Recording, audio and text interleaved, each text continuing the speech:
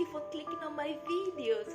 Thank you for watching my videos. I do appreciate it. I say a very big thanks to each and every one of you out there. God bless you all. So guys, in today's video I will do Nigerian chinchin. So for this recipe I'll be needing flour, all-purpose flour. I'll be needing butter. Then this is 4 tablespoons of sugar, granulated sugar, then milk, then 1 egg. So depending on the amount of chinchin you want to make, your ingredients may vary with my pinch of salt here to add to taste, of course. Then I love to add vanilla extract to my chinchin. I love the taste of vanilla essence in my chinchin. And of course you need your vegetable oil for watching, and God bless you all. So guys, to get started I will have to start with sieving of the flour, because there's an inch of salt. Be careful so that it doesn't get too salty. So all you have to do now is to mix it properly.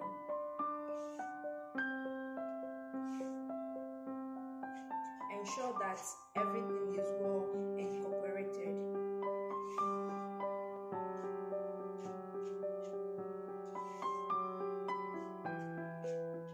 Into this bowl and mix that separately.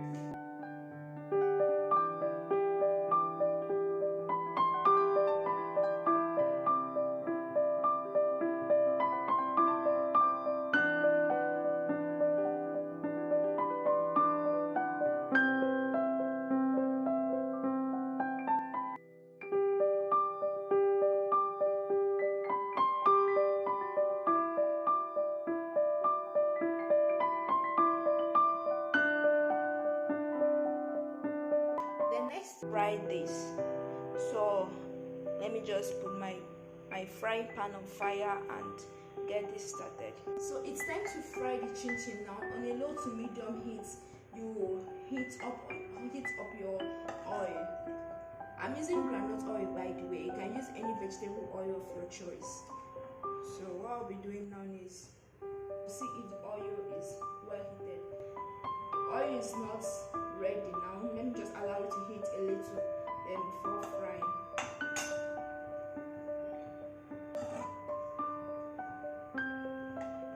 So now the oil is okay, it's well heated. I will go ahead and add some of the chinchin to it.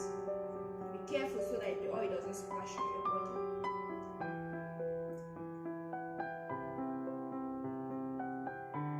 So chinchin doesn't take too long to fry. You have to be very careful so that it doesn't burn. It doesn't take too long to fry.